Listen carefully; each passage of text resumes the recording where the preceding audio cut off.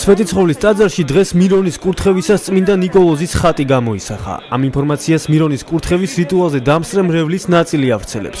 ერთ-ერთმა მათგანმა როდამი ცომაია მობილური ტელეფონით გადაღებული კადრები ITV-ს გადასცა.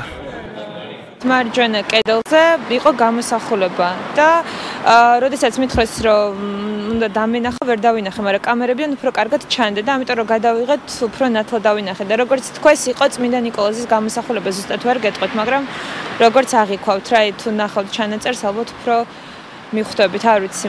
როგორც თქვეს არის წმინდა ნიკოლოზის გამოსახულება. როგორც შევძელით გადავიღეთ, შორიდან არის გადაღებული, მაგრამ ძალიან კარგად ჩანს. მით უმეტეს რაც უფრო შორს იდექი, მით უფრო კარგად ხედავდი რა გამოსახულებას.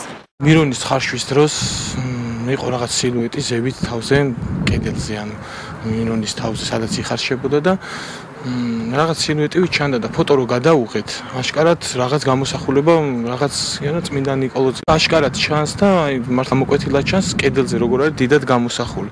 სასწაული რეალურად მიაჩნია დედა პარასკევას, მისი თქმით მირონის კურთხევა იმდენად წმინდა რიტუალია, რომ ამ დროს სასწაულის მოხდენა გასაკვირი არ არის. აუცილებლად როცა მირონი იხარშება ქვეყანაში, დიდი სასწაულები აღესრულება, დიდი მნიშვნელოვანი მოვლენა არის ქვეყნის ცხოვრებაში. ამიტომ მამა გაბრიელმა მაშინ თქვა და შემოდებდა ნახეს, რომ მაშინ აღესრულებოდა დიდი სასწაულები მირონის ხარშვის დროს.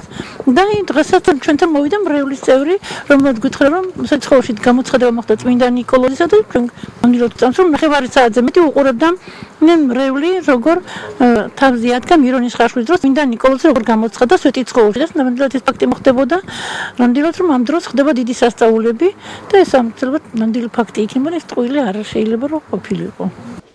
სვეტიცხოვლის ტაძრის წინამძღოლმა კი წმინდა ნიკოლოზის ხატის გამოსახვის ფაქტი უარყო.